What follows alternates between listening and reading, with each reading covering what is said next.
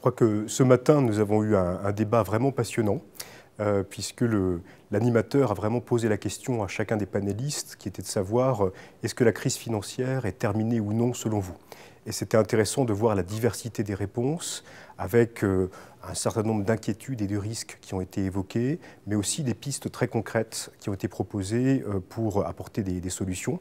Et là, on a eu aussi une grande diversité de réponses, avec pour mot d'ordre commun, je crois, une volonté de rééquilibrer les marchés et l'intervention des États et des puissances publiques.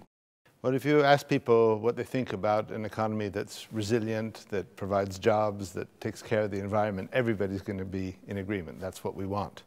At the same time, I think that one of the valuable things that came up today is that the policies that we have in place now actually discourage the transition to a green economy. Subsidies, investment agreement, terms of trade, all of those really need to be fixed so that this natural transition to a green economy can actually take place.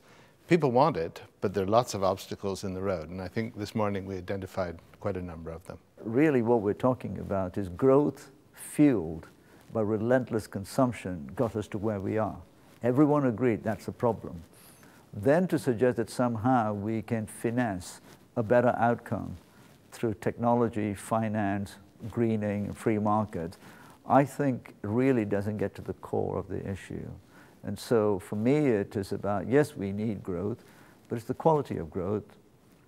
And the elephant in the room is how do you curb consumption? The original conception of sustainable development involves a balance between economic development, social progress, and environmental sustainability. Now, the notion of a green economy prioritizes the whole question of environmental sustainability, and perhaps there is a need to give to ensure that kind of priority. But the balance with economic development and social progress is something which is very important for us to keep in mind. Je crois que ce qui était important, c'était de montrer précisément qu'il n'y avait pas qu'une enceinte qui avait les solutions, mais que c'était par la combinaison des travaux entre les Nations Unies, les institutions financières internationales et des groupes comme le G20 que nous arriverions à une bonne coordination, à une bonne cohérence.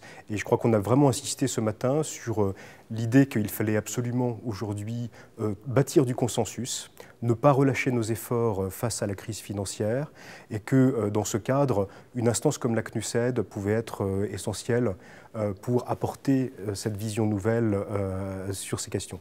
One of the things we've learned is that if we count on governments alone to find solutions to our development problems, we're not going to make sufficient progress. What we need to do is mobilize everybody. We need the private sector, we need civil society, we need local government. And the value of these public symposia is that they bring all of these groups together. And you have a kind of open dialogue about the issues in a way that you never can around a normal government negotiation. Both the discussions yesterday, how we deal with the crisis, how we come out of the crisis, and today, how we deal with the whole question of the green economy, pose important challenges where there will obviously need to be trade-offs. And it's very important for us not just to think of it as an intergovernmental process, but also to take into consideration the other stakeholders, and especially civil society. I have always said that the best ally of the United Nations is civil society. You see it in many, many areas. I mean, civil society has been the great supporter of human rights.